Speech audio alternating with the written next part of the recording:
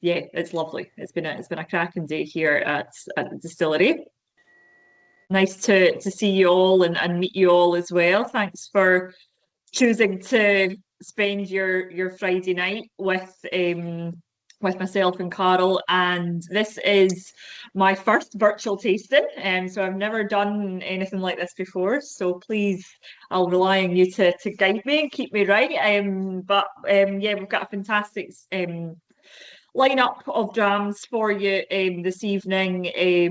We're kind of very much focusing on the distillery exclusives and the single cask bottlings that we have available here in Campbelltown. So I'm very much bringing the distillery to you guys in the comfort of your own home without having to make the pilgrimage to Campbelltown. So it's nice to see a few familiar faces joining. Garson, I can see you down in the corner of my screen there.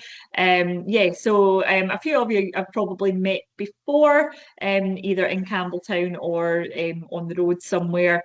Yeah, those of you that haven't been to Campbelltown, haven't been to Glen Scotia, hopefully we'll see you in the future.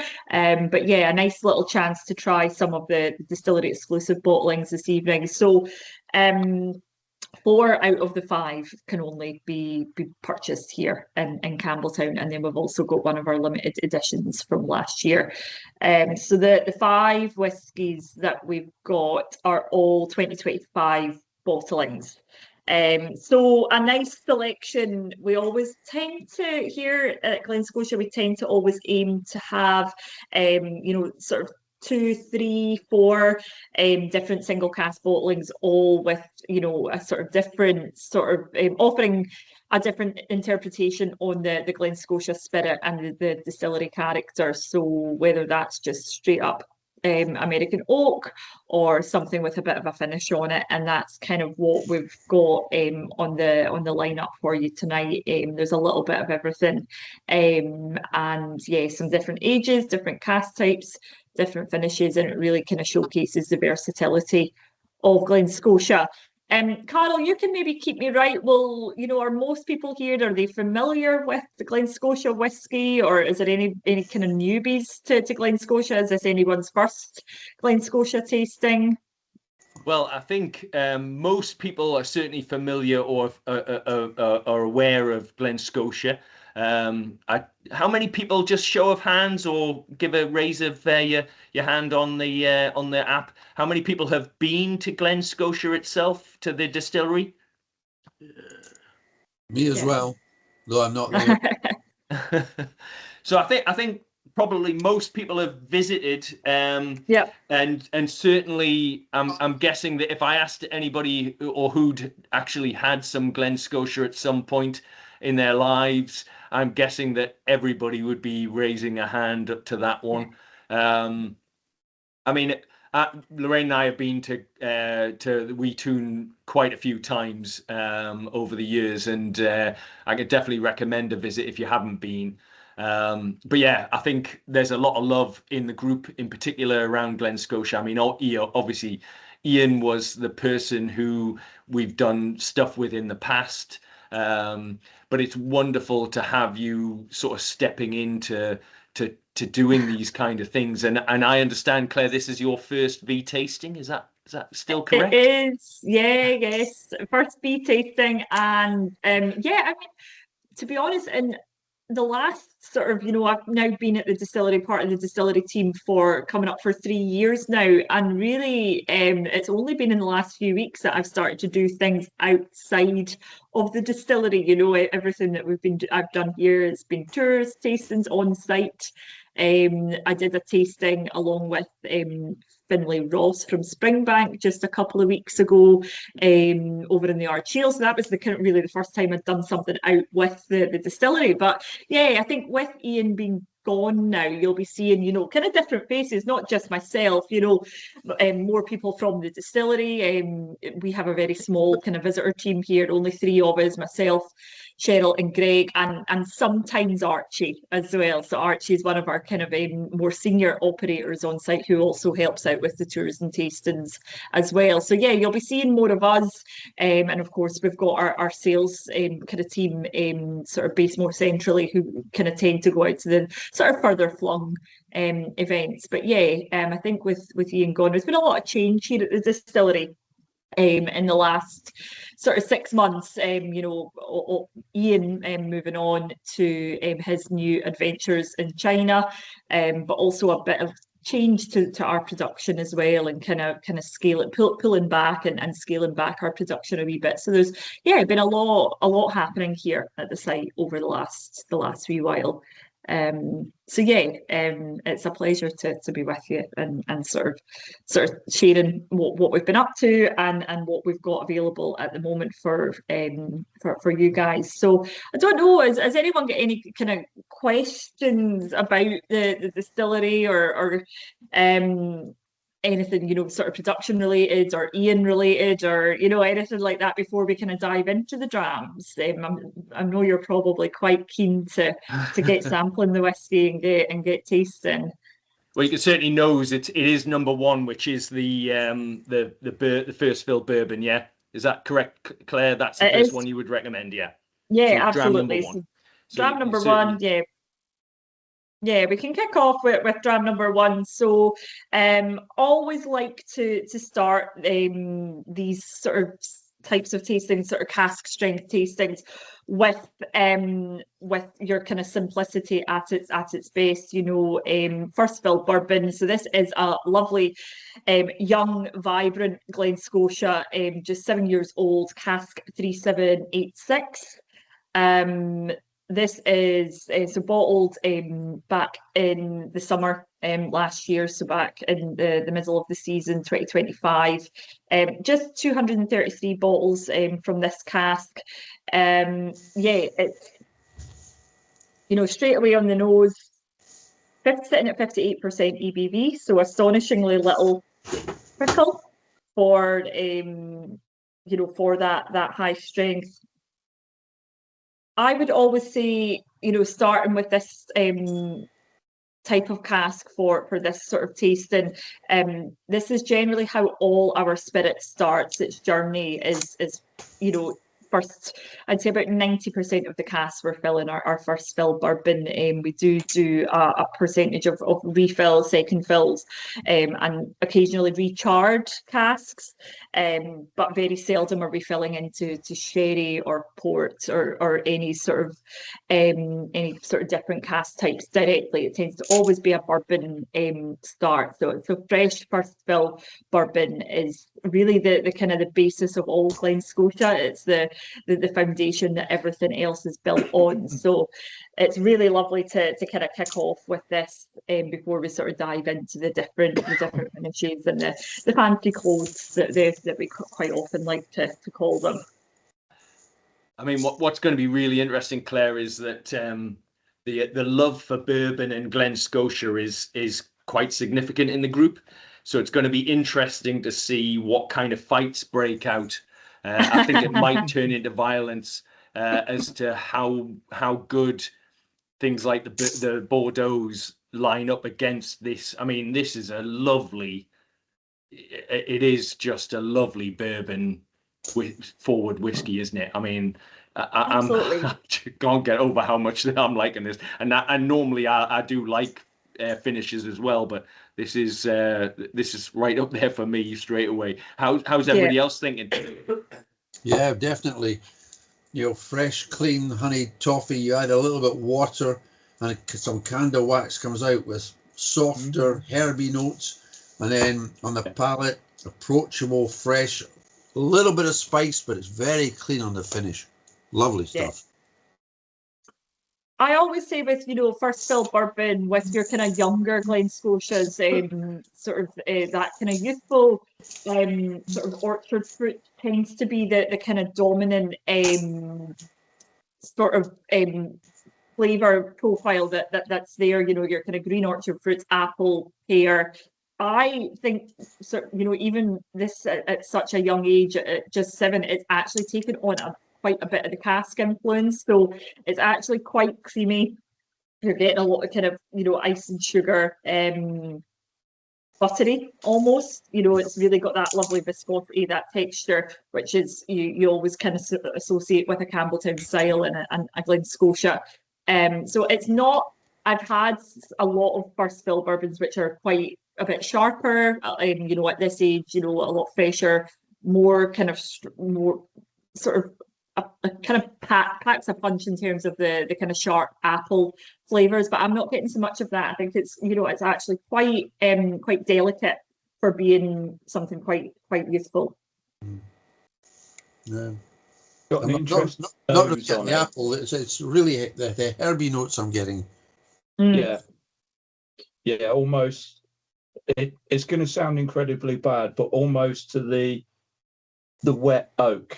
Yeah. The forest oak, the one that's fell over and it's been there for a while. It's not the negative. It's just that really fragrant smell to it.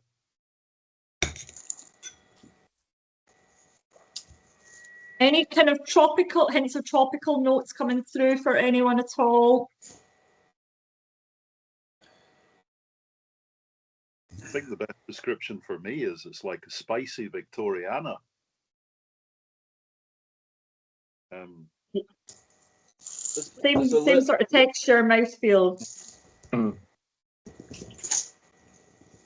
Little bit of tropical in the finish, but it feels like it's fighting its way through all the honey and the caramel and everything else. Yeah, I do kind of get more like sort of creamy tropical fruit here, coconut and banana, maybe a wee hint of mango almost. Banana I can get, yeah. I've had to add a bit of water to get that creamy feel. Yeah. Yep. I did pour mine a little while ago, so mine's have been sitting for maybe a little bit longer than everyone. I'm just drinking a bottle of the 12 at the moment, and that's tropical off the scale. Yeah, quite heavy on the pineapple with the 12. It does have that sort of kind of almost sort of charred pineapple sort of note to it. There is a very small percent of peated liquid goes into the 12 as well, so it just gives it that sort of a real depth. It's an interesting one. It's surprising that my wife said when she came in, she said, "What are you drinking?" So why? She said, "It smells like rum," and it's got such a tropical hit to it that yeah.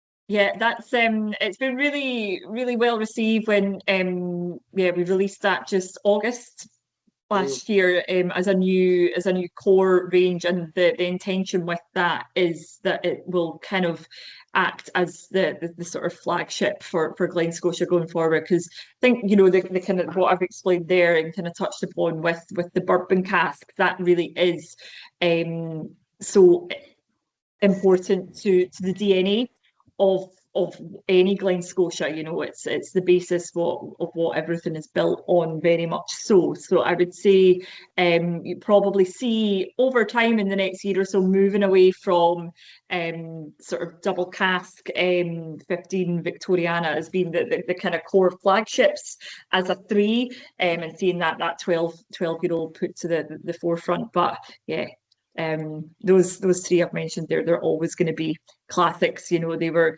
sort of part of the rebrand back in 2014, the re sort of positioning of the portfolio, and those 3 are always going to be sort of well known and well loved amongst Glen Scotia fans, I would say. I think they'd be right if you got rid of Victoriana. Oh no, I'm not saying we're getting rid of it. But yeah, you might. I mean, it is quite. We do sort of. It is quite limited. We do in terms of sourcing the PX sherry casks that are obviously playing an integral role in the maturation for Victoriana and double cask sherry as well. So you might. yeah, it might be harder to find, but no, it's always going to be a core range for us, Victoriana.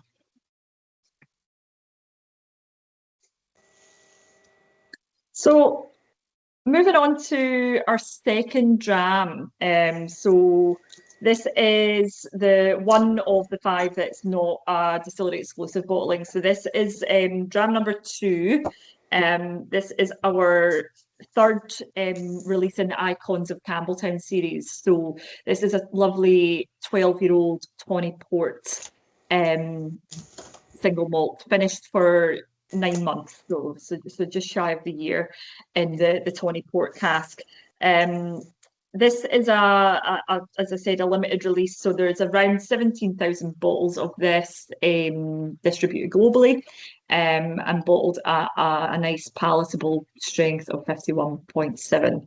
I don't know if you've had the opportunity to try the first 2 releases in the Icon series. So we did a 12-year-old Palo Cortado release for number 1. Number 2 was our 14-year-old Barolo red wine. So the third release, the creature that we've tied to that is the Wolver.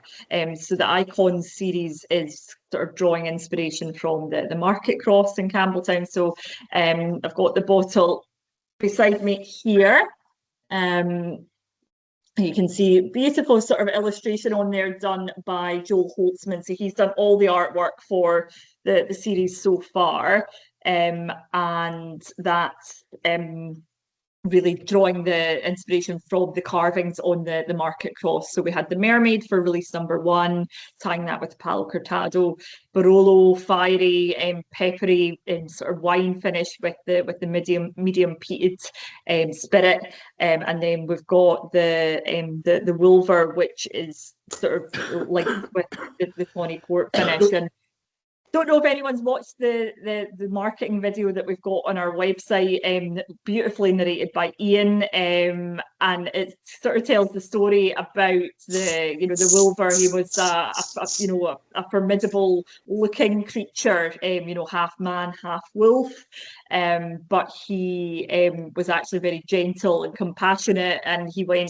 lived a solitary life, lived in a cave, went hunting during the day, fishing during the day, and would leave his catch on the doorsteps and the windowsills of the poor. So it's kind of a bit of a tenuous connection with our community in Campbelltown. That is very much what we're all about. Compassion, friendship, supporting one another. And I think anyone that's been to the distillery and been to Campbelltown, you'll know that we're pretty warm, we're pretty welcoming. So yeah, that's kind of the story of the Wolver. Yeah, it's a lovely dram to go along with it as well. So a nice wolf man for a change.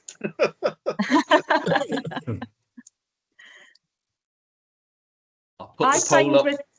Oh, sorry. I was just saying I'll put the poll up for the dram number 2. Sorry, I missed their just doing tech support, so to speak. Can I ask a question on this? How many icons are you going to have? There's going to be 5. 5, right? Okay. There will be 5, so there'll be another 2 releases. So 1 in 2026. So it's this series replaced the seasonal release that we did for a few years. That was before my time at the distillery. So yeah, this first release of this was 2023, and yeah, we'll be doing 5 in total. They've all been excellent, really good. Yeah, all very distinct, very very different, and yeah, offering a different sort of take on the spirit. Nice to have some, a mix of unpeated and peated as well.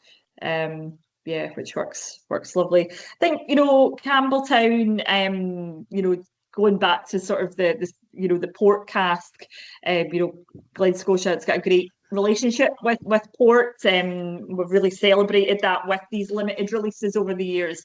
If you're familiar with the core range of our whiskies, we don't have anything in the core range which has a port finish on it, but over the years, with the festival editions, 2018, 2020, 2023 and 2026 are all port finished Glen Scotias in a range of unpeated, lightly peated and medium peated. So yeah, we do like to celebrate that heritage and that tradition that Campbelltown had, you know, the harbour here, that connection with these ports across the world. You know, if you think of port and sherry and rum, those were really the main cask types that would have been used pre-bourbon, you know, pre-prohibition and all of that. So yeah, it's nice to sort of celebrate the port cask, and I think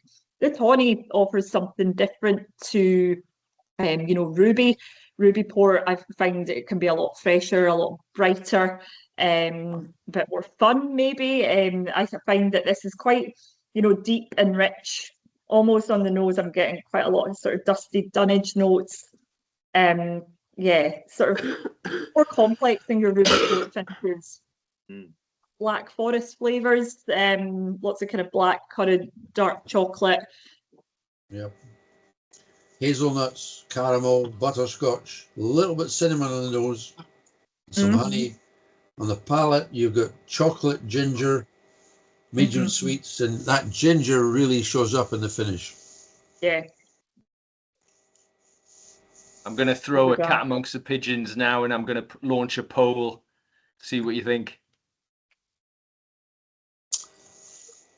I can't. Sorry, guys, I'm just playing cat. I'm putting my hand up, but you can't see it.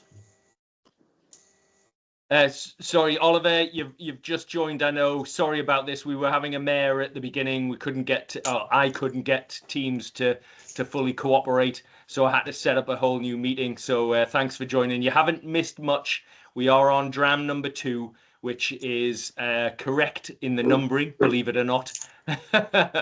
So we've gone through dram number 1. And the well, I thought I was going mad because I'm like, you guys are saying this, and I'm like, nah, I'm not getting anything on dram number 1. What you guys are saying? Yeah, so we're on dram 2 at the minute. So the tawny port. He has missed something though, Carl. He's missed the conga line. We need him to do the conga line off, you know, catch us up. But remember, he will. Remember, oak wasn't compulsory or mandatory until 1990.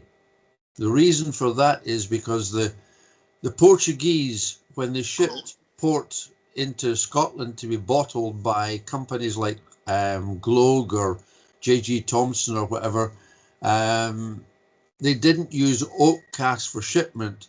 They used chestnut. So until 1970, when all of a sudden the Portuguese said you must bottle in Portugal, all the shipments were made in chestnut casks. And effectively, the industry used chestnut casks. And I defy anyone now to turn around in their warehouse and say, that is oak, that is not chestnut. I'm absolutely certain there are still chestnut casks out there. Kicking about. Interesting. So you say that, so that was pre-1990s that, you know, chestnut was still being used. So the law changed in Portugal in 1970, and all port must be bottled in Portugal now. But before that, they used, because chestnut's cheaper than oak, they used chestnut casks to ship to Britain, anywhere else that was bottling port. I thought chestnut casks were really leaky.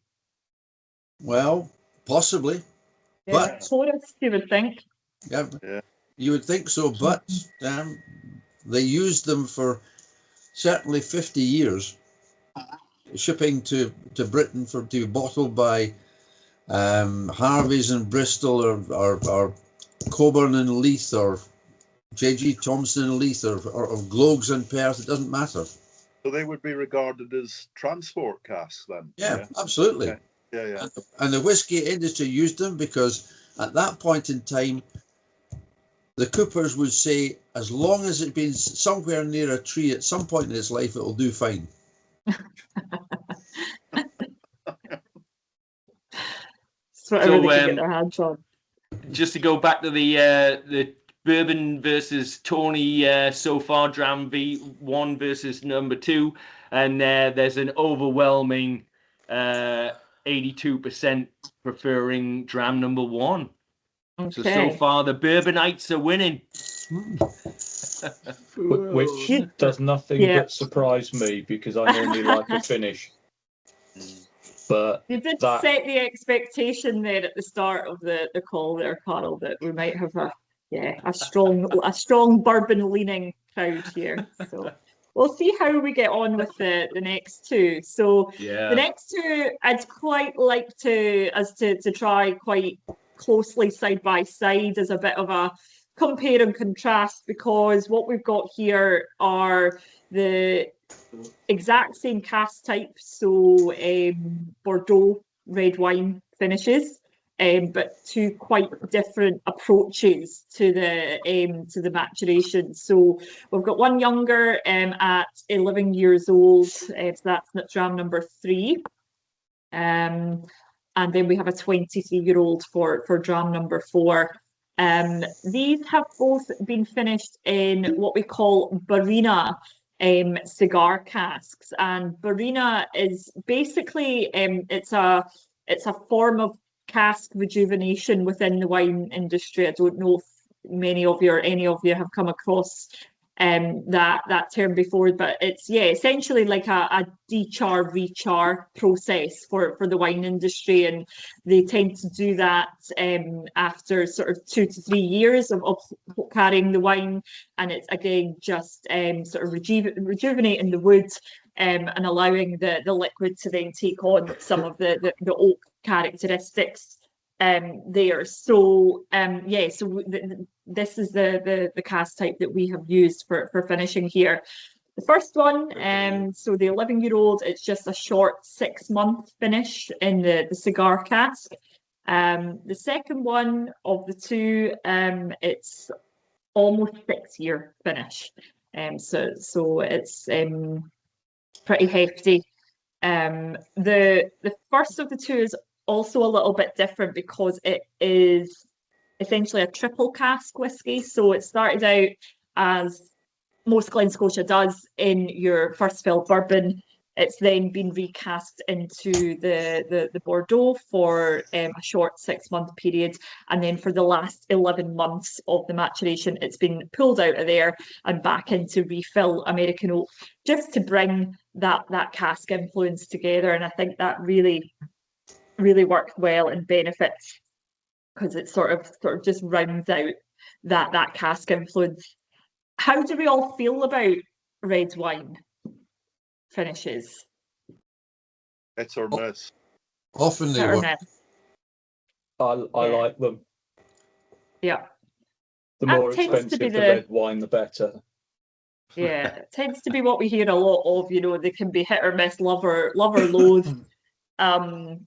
I think well, I'll not say too much. I don't want to steer opinions. I'd like to see what people land on as their preference out of the two here.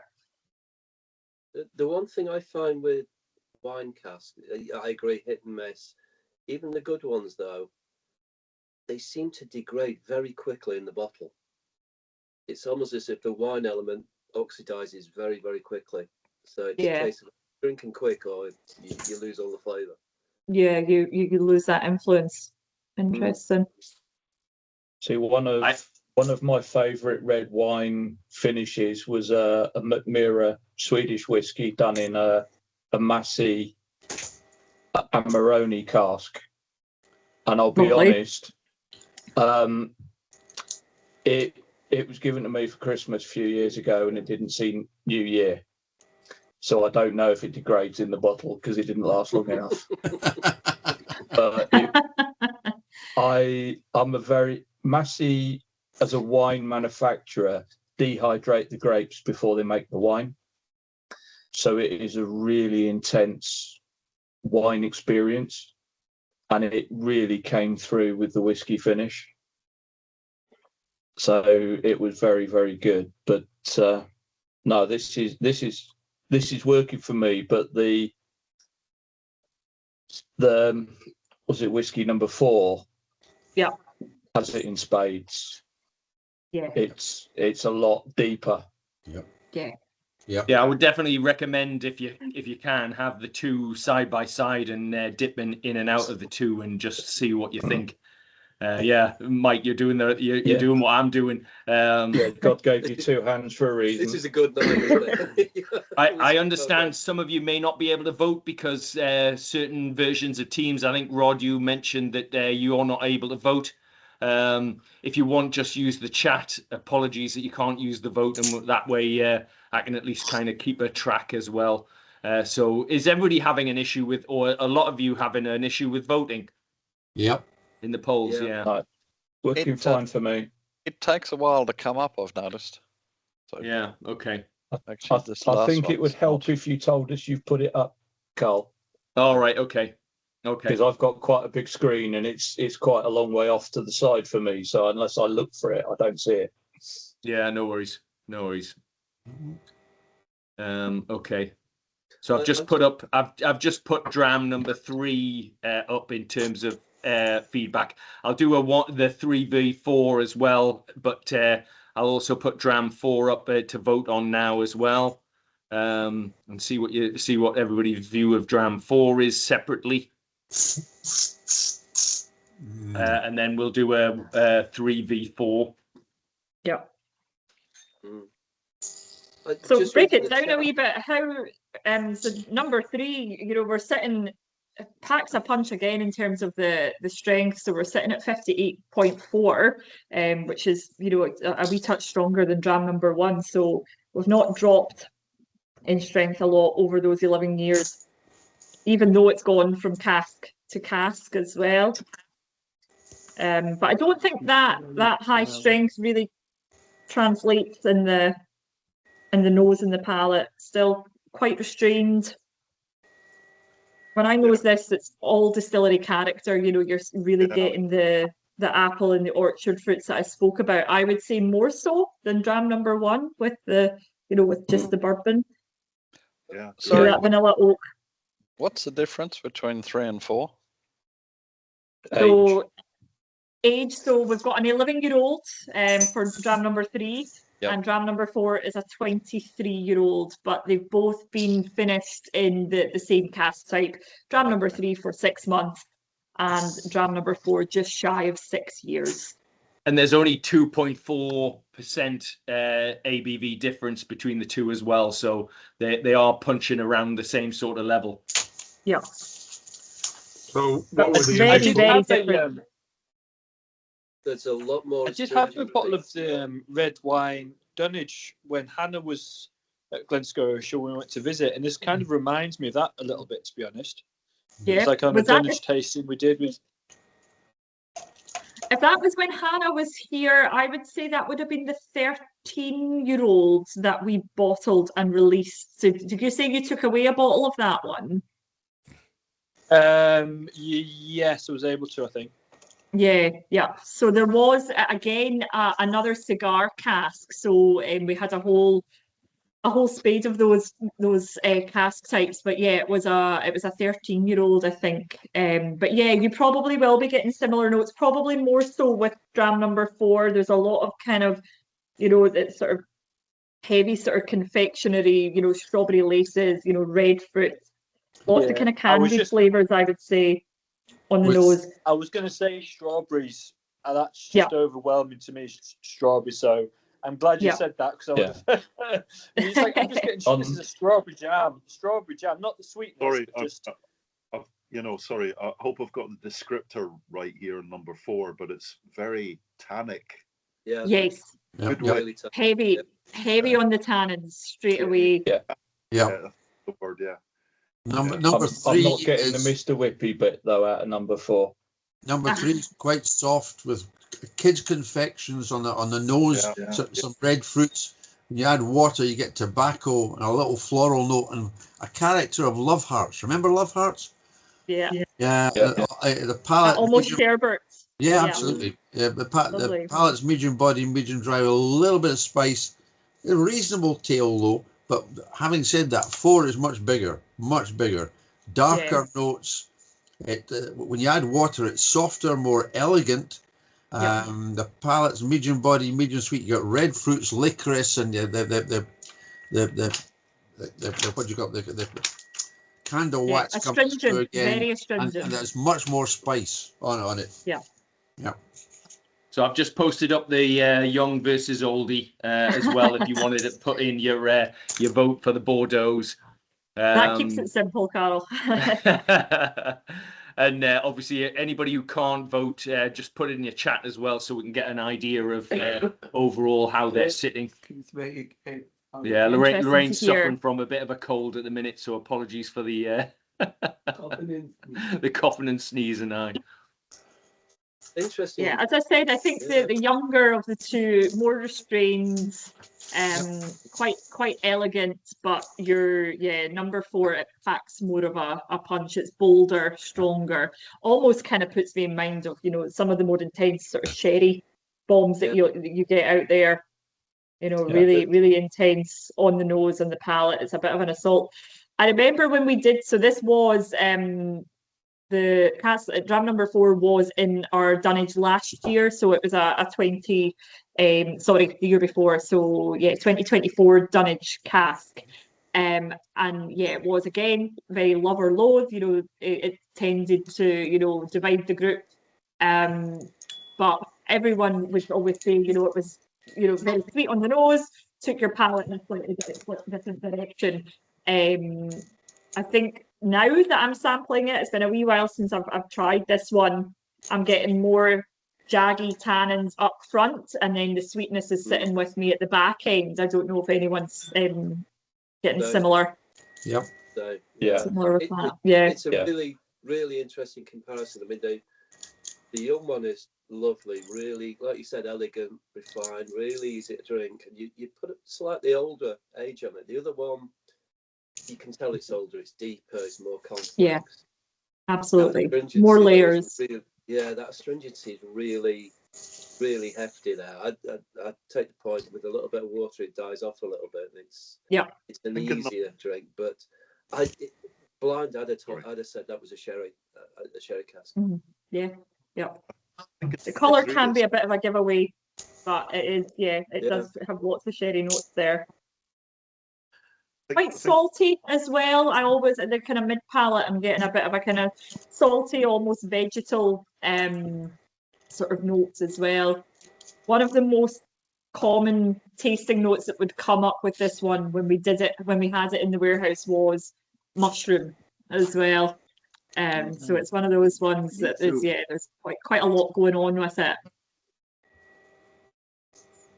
It's quite interesting with red wines because we've got a nice wine bar in Durham, and I go in there and he immediately knows that I like the heavier tannin reds, so that's what I get pushed towards, and my wife doesn't. So seeing the comments going through about the bitterness and the tannins of it's sort of right in my ballpark. It's in your wheelhouse. Nice. Yeah, very what much the votes looking like, Carl? Oh, so the oldies definitely winning hands down between the young Bordeaux and the old Bordeaux. Okay. 2/3 to 1/3. Yeah, and I think, and including the in the chat, I think it's definitely about that. I'm gonna throw a little hand grenade in and ask about because we had such a great level of support for the bourbon first one, so I'm just putting in a little bourbon versus the finishes. Just curious where we might sit with that so far.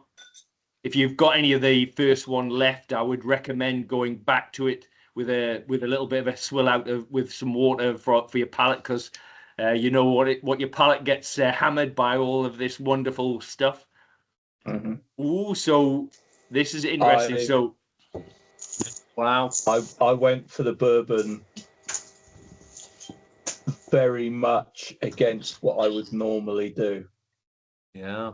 Wow. I'm very much a finish type whiskey person.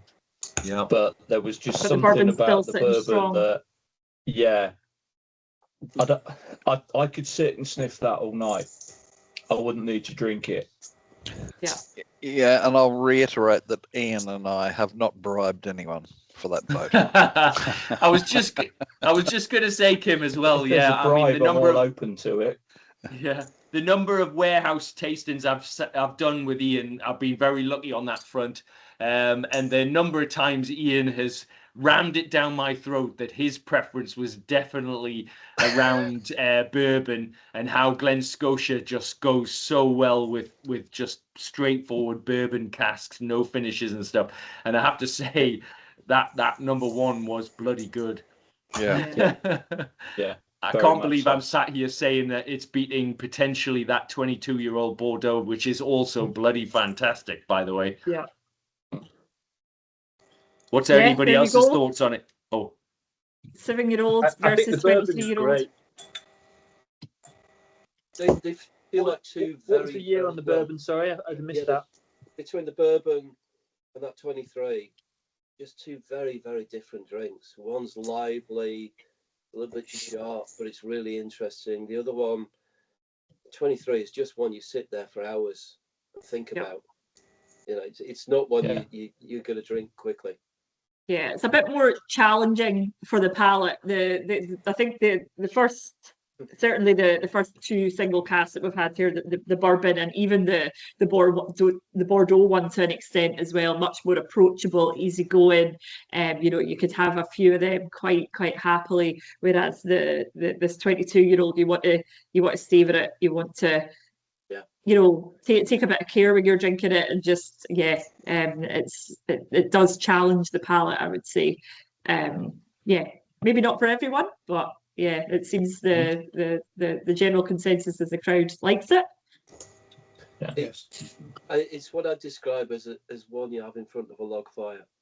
Yeah. And you just sit there 100%. and think about for hours. Yeah, it's interesting, really, really nice. If I'm honest, I really like number 3, but that feels like feels almost like a session whiskey. You know, you can just drink that so easily. Yeah, great. I think number 3 is just it epitomizes balance, really. You know, because it's got. I think that journey that the spirit's been on, it's taken on first fill bourbon as that base note. It's really, you know, punching through there, subtle red fruits just layered in between, to give it, you know, a little bit of interest, and then that refill American oak cask has sort of just rounded it out and softened it almost, I think. But it drinks very different to number 4, the 23-year-old, for sure. I think mine evaporated, it just disappeared. Basically, number 3, you get the tannins come in, and then the distillery character comes back. Yeah. Yeah. 4, you basically get tannins right through. So it's kind of like 4 for the me palate is yeah. But number 4 for me is what I would drink if I was sat in the dark listening to good music. Yeah. It's a special one. You know, it really just mellows down with the vibe that you're in. And in the dark, you don't worry that your mouth's suddenly gone into a really tight pucker from all those tannins. I do heavy tannin red, so my mouth doesn't do that. No, the tannins in number 4 are not too excessive. They're really quite pleasant. I've had worse. So I'm going to jump in and just pick on some people, if that's all right. We tend to and we tend to do this in the past where we don't have the polls. Sorry for the coughing there. You're right. We can't hear that, Carl, so don't worry. All right. What I did before we had the polls, we had the thumbs up, thumbs sideways, thumbs down for when we were voting and stuff. But also, I like to pick on some people who have been quiet, and ordinarily they're not that quiet. So I'm going to pick on them to just kind of get a feel for. We've done the 4 so far. We've got the last one, which is the peated the Peat Monster that we'll be having a try of in a second. But I'm just curious to hear from a few of in particular, some of the regulars who've been on a lot of the vTastings in the past. So I'm going to pick on Becca and Ollie. Actually, Becca, Ollie, is Ollie there as well, or is it just you, Becca? It's just me. Ollie's babysitting. Okay. What are you thinking so far of the lineup then, and which is your favourite and stuff? Do you know, I think why everyone really loves the bourbon cask is it's just a clean, just classic, perfect, literally perfect dram. It's a perfect example, right? And I think that it's hard if something's so just, it's literally perfect. So it's just, I think that's probably why everyone's enjoying that. So it's a bit unfair to compare that, you see, to things that are, different finishes and stuff, and that sort of thing. I think, do you know what I love? I keep coming back to, just for the nose, is number 3. I absolutely adore the nose of number 3. It's just so fruity, and it's like sweet shop as well, isn't it? So, like hard-boiled sweets, all different types of things like that. So I just absolutely adore that. Yeah. Cheers, Quick Becca. handed. I hope you're gonna leave a little bit of a sample for Ollie to try as well. Oh yeah, so I'm a complete lightweight nowadays. So this is how much is remaining after each sample that I'm having is like about 10 mils. There's lots for Ollie left. Good. Put your address in the text. We'll pop round. After a child, he can't have alcohol. No.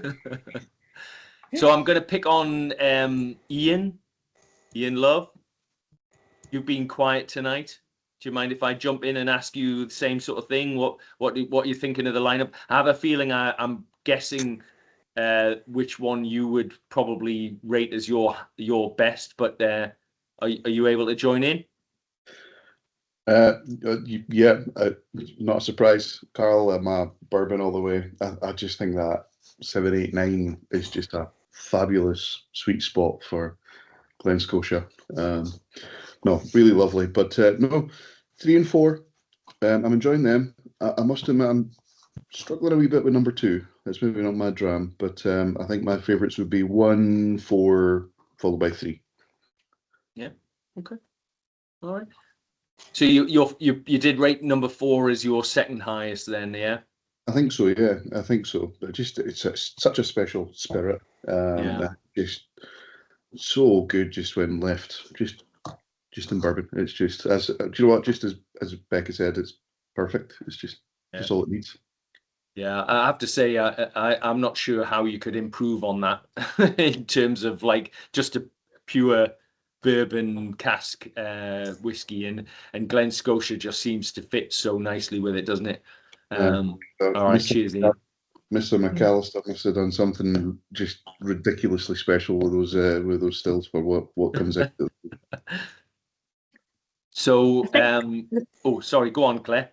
No, I was just going to say, just going back to number 1 again. I think I've had so many young Glen Scotia bourbons unpeated, where it's just, completely pure, raw, and they've all been quite different. And I think it's so lovely to try the individual casks. So like this tasting, because it is the single cask bottling, but the majority of the bourbon casks that we're using nowadays are Jim Beam or Heaven Hill, but you just get so much variety from different bourbon cask types. Jack Daniels I've tried, Heaven Hill, Maker's Mark, Woodford, they all offer something a little bit unique. So, and just that outstanding spirit, as you said, Ian, that kind of era, that age kind of category right now, 7, 8, 9, just young, vibrant, but still oily, smooth. It tricks the palate into thinking it's higher in age, just because of that viscosity and that texture. That's the beauty of Glen Scotia spirit, really. Claire, did I miss out? Did you tell us which bourbon cask this was in? Perhaps? I don't know. I don't actually know for this one. No, I'm not able to confirm. that one. This wasn't a dunnage cask, so it wasn't one that we'd had here and bottled on site. It was just one of my allocated single casks. But yeah, these so if you don't know, kind of much about how our single cask program works, we tend to, we do single casks for different markets around the world, different retailers, different distributors, and then also I'll get an allocation here in Campbelltown as well. So normally I get sort of between 10 and 15 casks to pick from every year, and I can, select those to go into the dunnage as a tasting, and then later we tend to bottle those, or if there's something that is crying out to be bottled there and then, straight away we can we'll bottle it and it'll become a distillery exclusive. So that's what we've done with this one, dram number 1. Young, vibrant bourbon, it's a good price point as well for visitors, and it is, as I say, the DNA of Glen Scotia in its purest form, I would say. So Claire, did you hint that you maybe had a preference of over the years you've actually found a particular bourbon distillery cask to be your favorite, or? No, I think I appreciate all of them, but what the kind of point I was making was that that they can be quite different, and that's why obviously products that we've got, like our our core range whiskies, something like the 12-year-old, which is new, all bourbon matured, but it is it's a batch, it's a vatting of between 50 and 100 casks. And our blending team, Ashley and the team, have worked to create a profile there. But when you're trying single casks and the different over the years, because we have had such a plethora of different bourbon suppliers, you're really you're getting something quite unique every time. But yeah, no, I couldn't possibly pick one. It'd be like picking a baby, your favorite favorite child. Absolutely. Carl, you'll maybe remember a few years ago the Saturday afternoon in the warehouse with Ian, where he was doing his he was taking around 5-year-olds that were the 5-year-old different in different bourbon barrels, and that's one of the most amazing educational, it's just captivating warehouse experiences I've ever had, just listening to Ian talk about the different types of bourbon casks and all the nuances and differences, and some of them you'll get more the kind of pure distillery character, the orchard fruit heavy, green, fresh, but then sometimes you'll get more like water fruits, so melon and kiwi. And I can remember him pointing out a couple of years ago about how, I think it was a Maker's Mark cask, and, the liquid actually did have a green tinge to it. There's always, subtle and not so subtle differences from cask to cask. And that's why these types of tastings are often the most fun. Say that again? I have a picture of Peckham Spring, if you ever watched Only Fools and Horses. Well, I would definitely recommend that in your whiskey. A little bit of radioactivity. It won't hurt, don't worry, it just makes your hair fall out. Ian, that 4-hour session we had with Ian on a Sunday, I still feel like it was yesterday. It was brilliant. The best thing I ever experienced. So yeah, I don't know how it's doing in China, but good luck to him. Well, he's not in China now, isn't he? He's winging his way back to Campbelltown tonight. Oh, good man. Yeah, the food over there is goofy.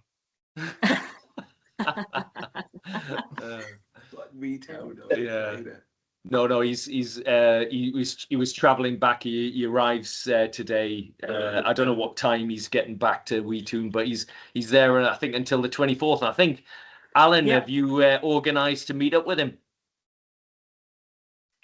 Yeah, I'm going to hopefully meet up with him. Maybe, well, I'm at Glen Scotia on Monday, so I don't know if you're there. You there? Be there, yeah, we'll see you there. Yeah, it'll just be like the old times.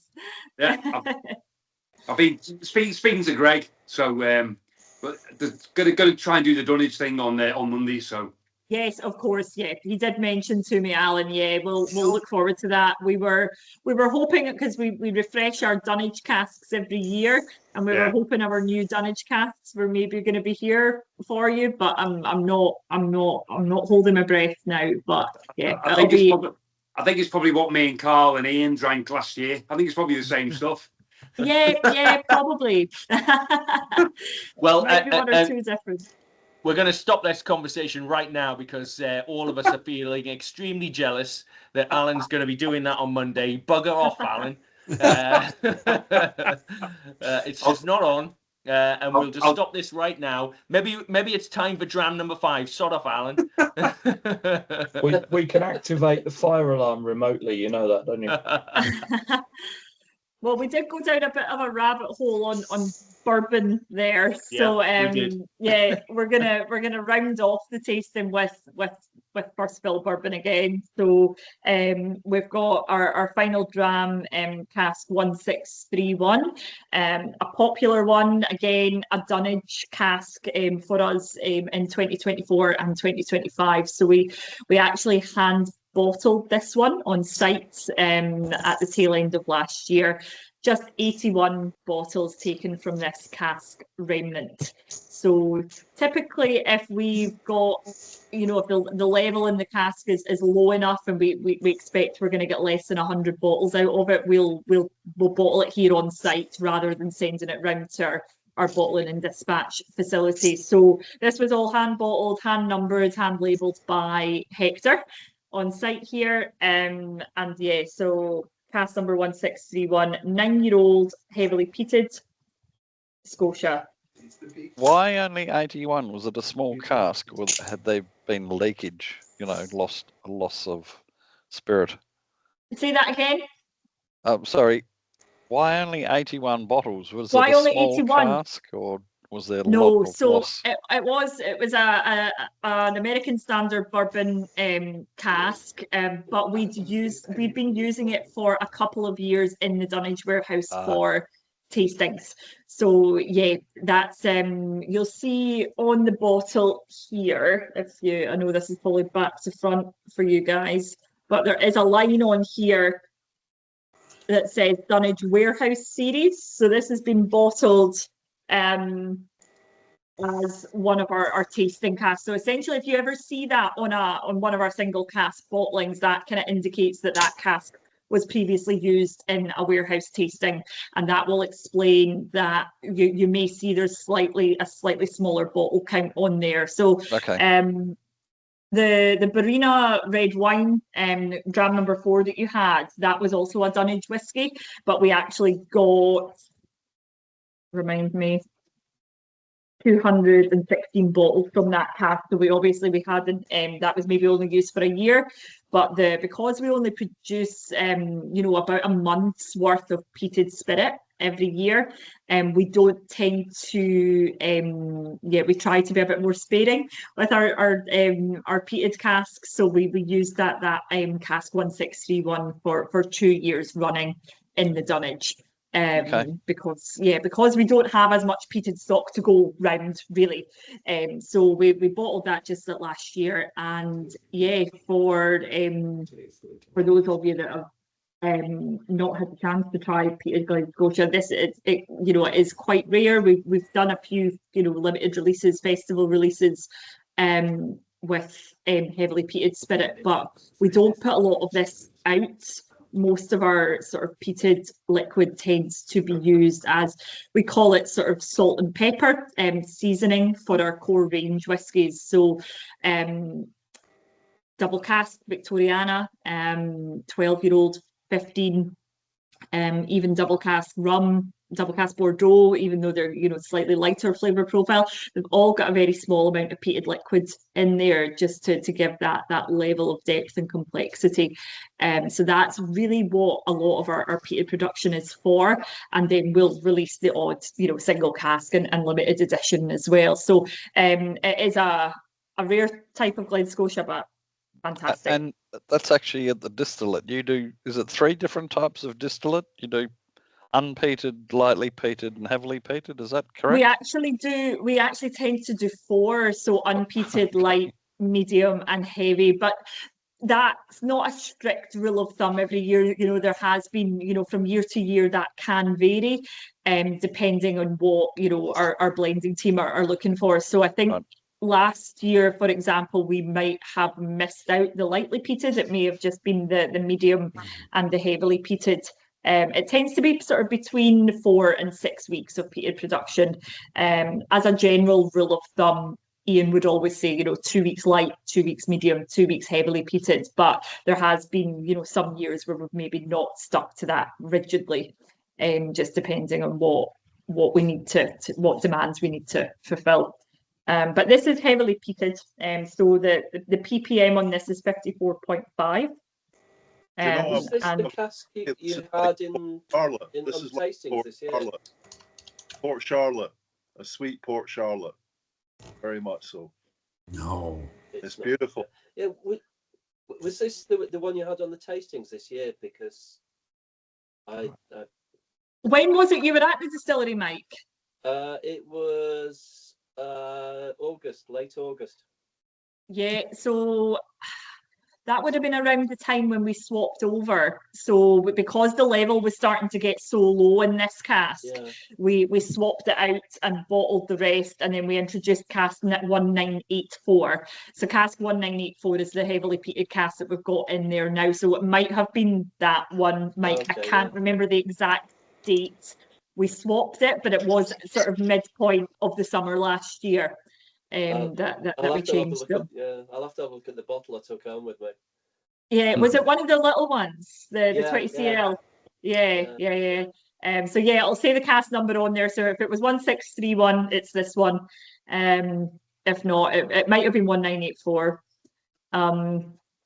There was a question about ABV on this one. It's 58.4%. And actually, just for everybody's knowledge on that one, when you do a warehouse tasting, you get the option to buy any of them that are available, and you can buy them they're quite handy, the 20 CLs. It means that you don't necessarily have to fork out for a full. Do you offer them in 700 mils as well, or is it just? No, so usually throughout the season it's just the 20s that we're offering, but then as I explained, when we kind of get to the end of the year, when we're refreshing the lineup, we're taking the remnant and we're putting that into 70s. So you potentially could get the opportunity to get the full size bottle if you get through your 20 too quickly. But the 20 CLs, that's just something we introduced just last year. So that was the first year that we've offered that, and it's gone enormously well. I guess for travellers, people, a lot of visitors to the distillery, we're not the only people they're visiting. So they're going to Springbank, Kilkerran, also across the Isle of Arran as well. So, people are maybe trying to limit the size of bottles that they're purchasing. So it's nice to have that sort of that smaller size. And then we've obviously got the distillery exclusives. But so any of you that have had the chance to come to Glen Scotia last year and do the dunnage tasting, 3 of the casks that were on that lineup will be getting taken and bottled this year.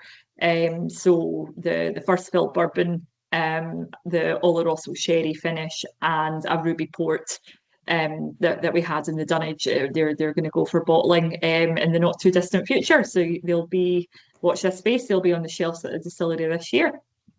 Actually, this might be a good point to mention that you don't currently ship bottles, do you, from the distillery?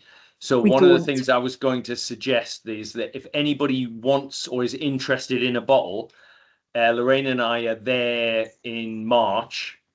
So if you wanted to place an order, I'm pretty sure Claire wouldn't mind holding on to the bottles, and I can bring them back, and then the next tasting set or whatever, I can potentially ship the bottle back to you when I get back home and stuff. So if you are interested in a bottle, obviously can't visit imminently, then you're able to potentially order with Claire, and then I'll happily mule them back to Newcastle, and then I can potentially ship them to you the next time you get a set or something. Because when I post out the sets, it allows me to pretty much ship a bottle as well as this set, so it doesn't cost you anything more or anything. So just a thought, if you wanted to buy a bottle tonight, or just let me know, and let Claire know, obviously. That's really kind, Carl. Thanks very much for that. It's really good. Yeah. Thanks for facilitating that, Carl, and being the whiskey mule. Well, I have a feeling we'll end up buying a bottle or more when we're there, no doubt. So it doesn't take that much more to mule some back. I'm going to launch the final poll of tonight, which is your favour of the lineup. Actually, I should. Oh no, it is a ranking, so you can rank the 5 drams tonight. But I can see straight away that the average score for dram number 5 on those that could vote on the poll is higher than any other the drams so far. So that's interesting. But I'm going to launch this poll now to rank what you think is your favourite from least to best. So dram number 1, obviously you can see the lineup of how you rank them. Anybody who doesn't have access to the poll, by all means use the chat to just rank between 1 to 5. Just put them in order as to which one you think is your favourite onwards. Any comments on dram number 5? I don't think we've had some feedback from you guys. What are you thinking? For me, I love a peated Glen Scotia anyway. Some of the best of the the special editions have been the peated versions, and this is just lovely. Totally agree. So it's a dangerous drink. It's just so easy. Yeah, it's fantastic. Really, really good. Yeah, it's that nice, dry, subtle, sweet peat. It's not a total assault on the senses. That I think that mainland peat that we're sourcing that from the northeast. It's slightly more floral and grassy and heathery, and you really get that on the nose, and sort of subtle kind of barbecue notes there, but it's not a pure smoke bomb at all. It's probably, I mean, I'll be honest, I love big phenolic peats anyway, but a sweet peat like this is,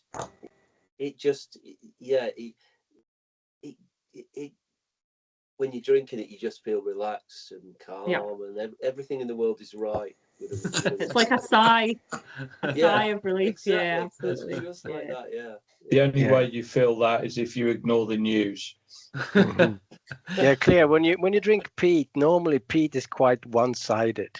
It's not complex. But this one opens up. It's like a window. You have a house with windows. You just open up the windows one after another, and you get more and more flavors, notes coming through these windows. It's a wonderful more light peated one. Yeah, exactly. Yeah, it's a beautiful one, because some of the other ones, I do like number 3. I like heavy reds, but number 3 for me. But the heavily peated, Carl, I think you have to be a good mule this year.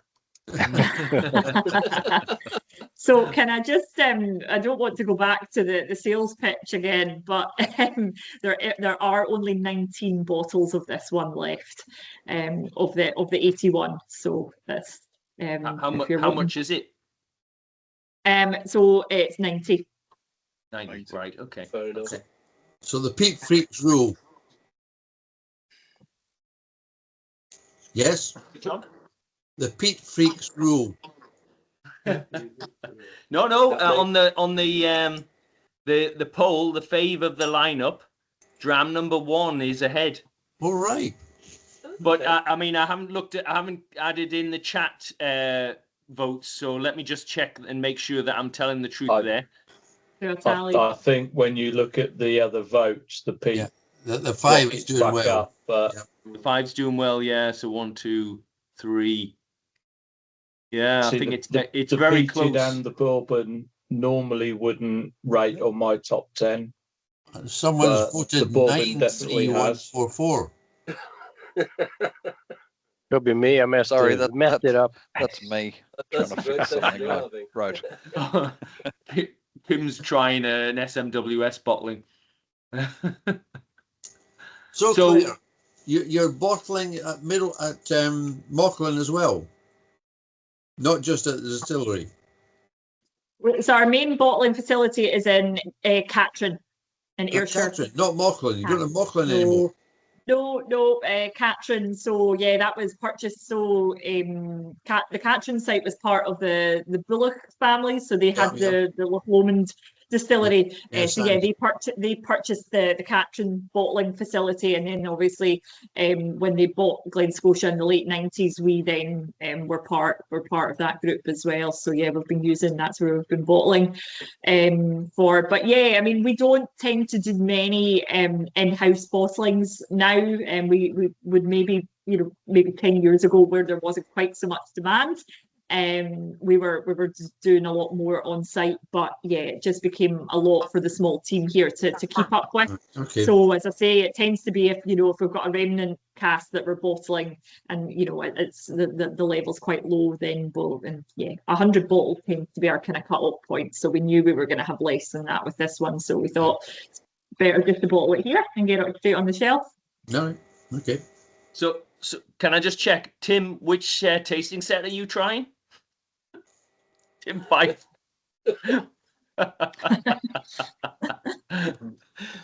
So Claire, you may not have been on any of our virtual tastings in the past, but normally I don't use numbers. I use some artwork, smiley faces and stuff. So Tim's clearly on a previous tasting, I think. So Tim, which was it the smiley face you preferred the most? Number 6. To be honest, I thought the peated one was absolutely superb. A lot of dimension to it. Really enjoyed that. And I really enjoyed the 7-year-old as well. Yeah. The wines were really good. I think the older one was great initially, but I'd like to try another bit more of the younger one, because I think it had a bit more variety with it. It seemed to change a bit. It's going to sound incredibly I'd say bad. the younger one is more distillery style, in a nutshell, whereas the older one, the 23, that's more your cask influence, and you maybe kind of lose a little bit of the Glen Scotia in there, but it's still a fantastic example of what we can do with the liquid. Yeah. On the layout of my screen, Tim, if you reach up with your left hand, you can grab a bottle, because they are literally just above your head. But it has to be your left hand. Might not work, but it's worth a try. Your left hand, come on now. That's your right hand. But I've given Carl a shake of his life, though. You need to lean over a bit further. Should I very quickly try and change the subject? Carl just jumped out of his seat, hasn't he? So I'm just wondering who hasn't said anything so far about any of the drams or what their preferences are. And I think Garson, you've been fairly quiet tonight, and I'm not sure. Are you feeling all right? Quiet as usual, do you mean?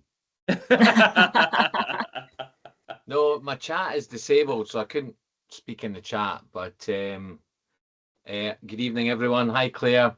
Hello.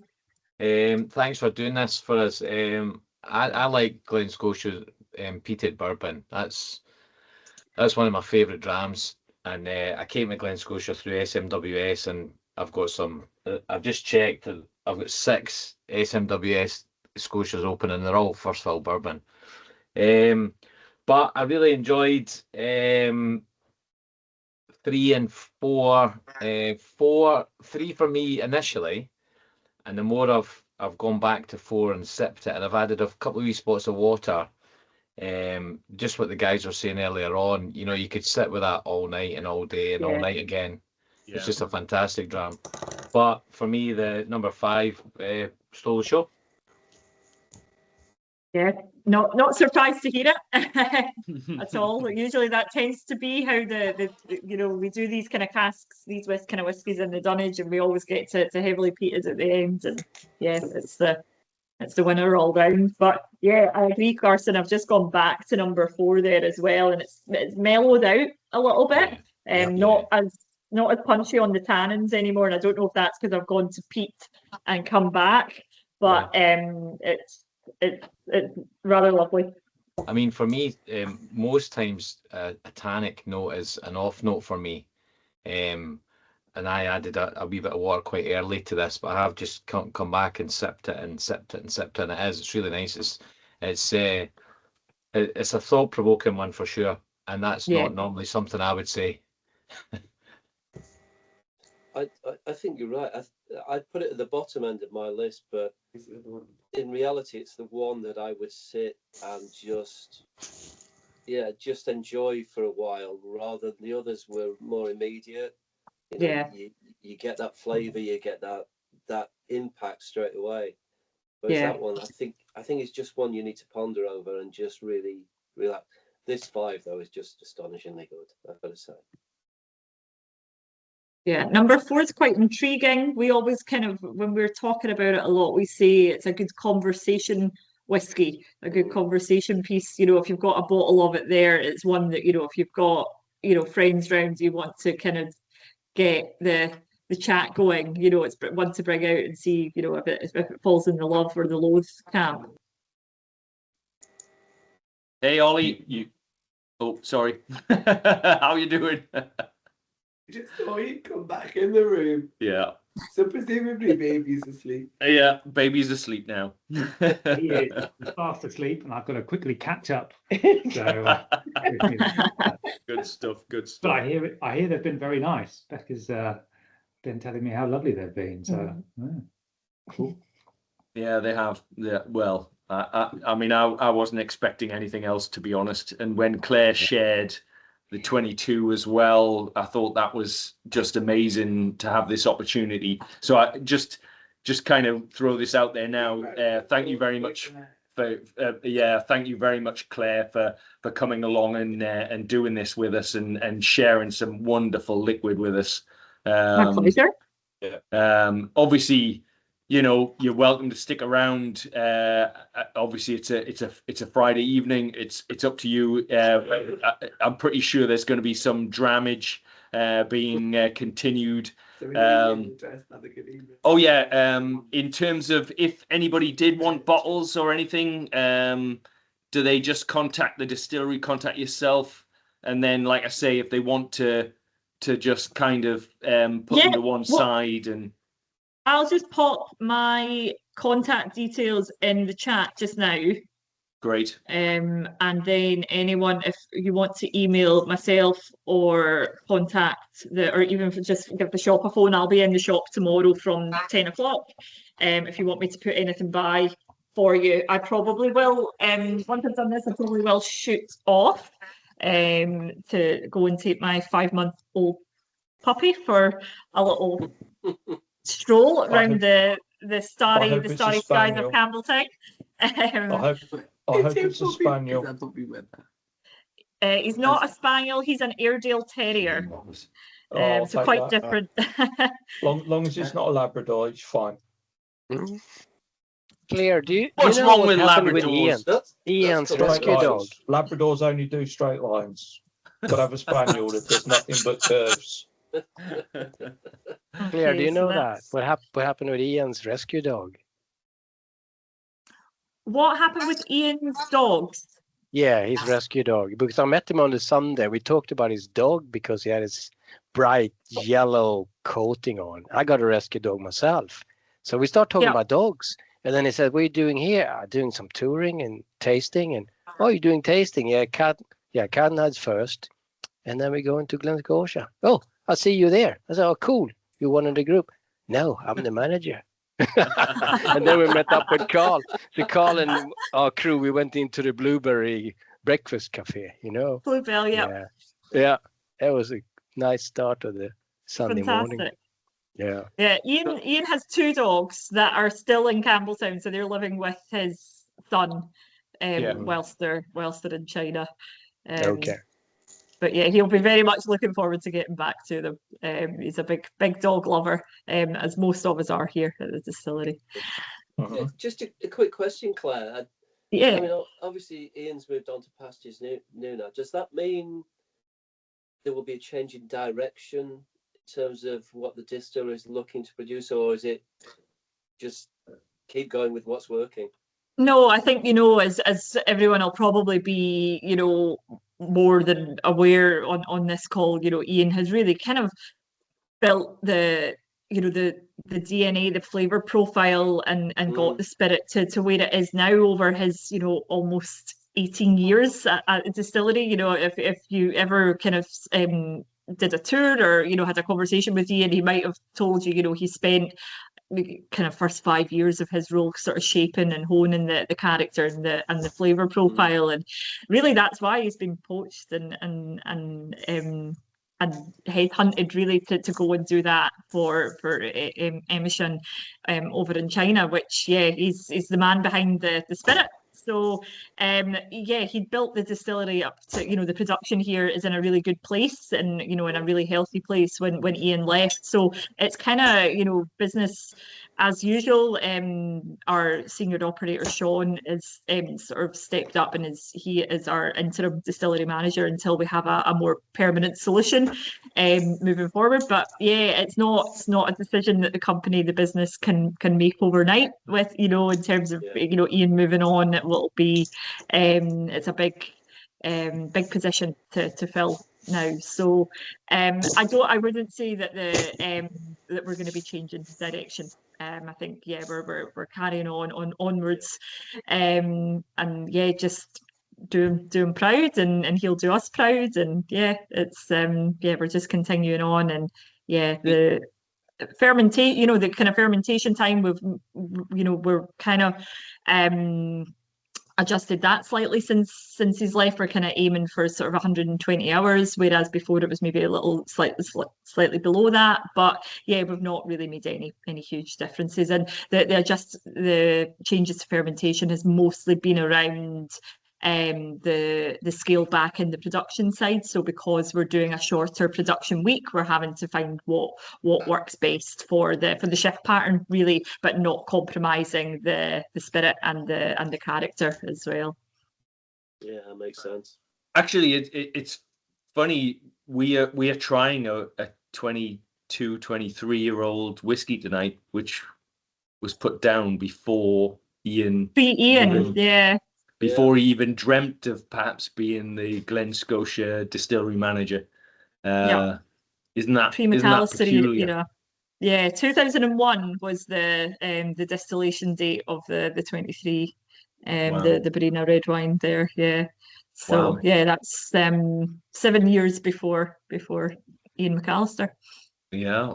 So it's a different spirit, really, because it's evolved quite a bit over the years, but that's all part of the interest and why it's so good. He's done a fine job, because I can remember 15 plus years ago sharing a distillery bottling of Glen Scotia, and everyone was saying, pour that down the sink.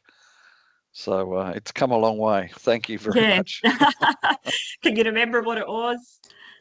It was just a generic, 10 or 12-year-old Glen Scotia. Was nothing special. Some of the Sandy Bullock bottlings were disappointing, is probably the kindest description of them. Well, I think a lot of it comes down to the quality of the wood, doesn't it? If the distillery, if whoever's responsible for wood management at the distillery is working with tired, crappy wood, then they're up against it straight away. And I guess that's where a lot of emphasis has gone now over the last 10, 15, 20 years, as a lot more emphasis has been put on that wood quality, hasn't it? I hope you agree, John. Refill to first fill. Oh, it's I have to say it was down to Sandy Bullock not spending money. Basically, not spending money on maintenance, which caused a lot of problems for the structure of the buildings. Because when I visited Glen Scotia in 1992-3, John, you're showing your age, mate. Yeah, absolutely. There was no roof. There was no roof on the brew house. Yeah. There was rot down the sides of the walls. Yeah, really. If Sandy he didn't spend money, full stop, on maintenance. So have we got to introduce the BI before Ian? Before Ian. Do you know that exact comment came up in the last tasting I did with Finlay from Springbank. We were referring to some of the whiskey as BIM before Ian McAllister. Yeah. As long as you don't start making AI whiskey, though. It was never really on my radar, and then it just became one of my favourites, and it's down to Ian. You know, it's as simple as that. Yep. Yeah. Absolutely. The change in the focus, because in the days of Sandy Bullock ownership, it was really just a filling whiskey. They weren't interested in the liquid as a single malt. It was filling whiskey, full stop. They did bottle some, and to be honest, they weren't very good. Yeah. But since Ian took over, the liquid has become much, much better. Yeah. I think that the kind of story of Glen Scotia through, going through the 60s, 70s, 80s up to the kind of Bullock era and the 90s as well. It really, Glen Scotia was just treated as a workhorse for blends. Yeah. And it was really wasn't until kind of after Ian had started that they really started to take the single malt approach seriously. And that's kind of led to where we are now. So yeah, I mean, it's been an amazing journey to see where we've come, how far we've come. Myself, being local and growing up more or less on the high street, just going to the Dallentober Primary across the road and seeing how, not knowing much about whiskey, not knowing really anything of what went on here when I was growing up, but it was always very, tired, glum, quite a sad looking place, and to see where it is now and what the quality and the standard of the liquid that's coming out of here, it's just remarkable. It makes us all very proud. Yeah. Even 83 to 88 when it was 89 when it was silent, Frank McHardy at Springbank went in once a year for a month and distilled just to keep the building going, as it were.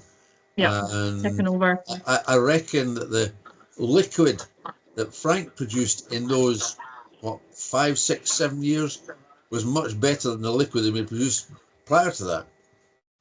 Yeah, potentially. Just had a quick question there from Oliver asking how much the bourbon single cask was. I don't know if you're able to share the cost of that bottle as well. Yeah. So bourbon dram number 1, 7-year-old, 70 quid. Yeah. 70 quid. Oh, Claire, I should be asking. Shy Ben's getting out. Is there a NEWAS code or something that people can use for a cheeky little discount? What's that? Sorry. Yeah, sorry. What was that I was saying? Sorry, did my audio go off? No, it's a cheeky one. Those that are interested in a bottle, drop me an email and I'll be in touch. Yeah, I'll get back to them. All right. Cheers, Claire. So just I know you wanted to get off, Claire. So look, thank you very much. There's no rush. If there's any more questions, I'm happy to answer. I'm not in a huge rush, but I'm not gonna continue with my drams. I'm gonna call it a night on that. But happy to answer any more questions. But if not, I'll bid you adieu. Oh, is there any other last questions or anything for Claire? I got one, Carl, for Claire. Are you going to proceed? Yeah, are you going to proceed with any more peated whiskey? Please. There's no imminent plans to increase our peated run because of last couple of years we've made some upgrades to the production and the equipment, so our peated production's actually been at kind of different times to what we would normally do, so we're a wee bit out of kilter.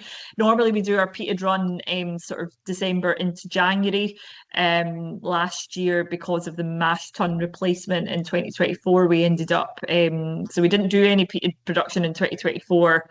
We then did it in the middle of the summer last year. So potentially we're going to be looking at roughly around the same time again this year. But yeah, no drastic plans to increase that. Not saying I wouldn't like to see more peated liquid coming out, because that's my kind of favourite brand of Glen Scotia for sure. But yeah, no big changes. And I guess, you know, really we're kind of focused on the heritage and the tradition when it really comes to the core range, and we probably wouldn't want to diversify away from what we've built up with the core portfolio now. But yeah, as I explained in the call earlier, you know, we're using that small amount of peat in our spirits and our core expressions to kind of, you know, give that complexity. So that's really what that's produced for. And then you're going to get the odd bottling here and there. You will see, for those that don't know, the festival edition for this year is also going to be a medium peated ruby port finish. So that'll be releasing mid-March, I believe. That's my March budget gone. So that's one to look forward to. We just got a try of it at the distillery last week. So yeah, anyone that's in Campbelltown, I'm looking at Alan. He'll maybe get a wee sample preview of that when he's here on Monday. Not to make you all jealous. We'll be there by 9. No, I'm there. I'm there at 12 o'clock. 12 o'clock on the dot. You're too early, Carl, because Claire. Claire, I look forward to it. I look forward to the discount. Alan's coming in to hoover up all 19 bottles of the heavily peated. Inbox me for details, guys. Claire, just a non-whiskey related question. When's the Tipsy Midgie due to open? Soon, hopefully. So yeah, I'm expecting probably sort of end of March, April time. That's really that's when the visitor season is really going to kick off. Usually for us, Easter weekend marks the start of the busy spell. So I suspect that Colin is aiming for that time. I think he was kind of initially, when I'd met with him when he first bought the pub, he was kind of talking about February. But there's been, I think he's been doing bits and pieces, painting, doing some vinyl tops on the bar, and yeah, he's been doing all the work himself as well. But it's going to be very Tipsy Midgie brand. So yeah, looking forward to it. It'll be such a fantastic addition to the whiskey scene in Campbelltown, and yeah, great location, you know, smack bang in the middle of the distilleries, you know, walking distance from Glen Scotia, Springbank and Kilkerran, Cadenhead down the road as well. So yeah, it'll be Claire, nice I can make a prediction as to when it's going to open. Bear with me a second. What day do we leave Campbelltown in March? 29th. So we leave on the 29th. So I guarantee that the opening day will be the 30th of March. April the 1st. Is that a trend, Carl? Do you always miss out? Yep. Yeah. Anywho, but we'll have plenty of other things to do, so no worries. Anyway, Claire, thank you very much. Unless anybody else had any questions of Claire, obviously, guys, you can stick around and have a dram and stuff. It's lovely to see you. If anybody's jumping off, just thank you very much for buying a set, for supporting the virtual tastings. I hope you got a lot out of it. But obviously don't go away if you don't have to. You're welcome to stick around and have a chat and stuff. But a big round of applause for Claire. Thank you very much. Thank you. Thanks, I hope everyone. you enjoyed your first virtual tasting. I loved it. I didn't know what to expect, but it's been lovely. It's been really relaxed, really informal. It's been lovely to chat to everybody. Some lovely, friendly faces. Some people I've seen before, and some new faces that I'll hopefully cross paths with. And yeah, please come to Campbelltown. Hopefully this year, next year. Whenever you can, but yeah, happy to support and do any future kind of virtual tastings. Yeah, it's always good to kind of focus on what you can't find online and in other kind of whiskey retailers. So it's nice to kind of try the distillery exclusives. We sort of refresh these all the time. You know, as I said, we've got a kind of regular allocation of these coming through. So happy to do something similar in the future. If you've got any particular requests, anything you want to try or see, yeah, let me know. But it's been lovely. It's been a pleasure. Thank you, Carol, for inviting me and organising it all and distributing the packs as well. That's a lot of hard work and effort. So yeah, thanks everyone, and we'll hopefully see you again. Yeah, I'm Bye. glad it all worked out perfectly well and smoothly, and there was no technological issues. It all worked fine. What technical issues? Didn't happen. Never saw them. Thank you, everyone. Good night. Take care. Good night. Bye. Bye. See you Monday. Thanks, See you Monday, Claire. Claire.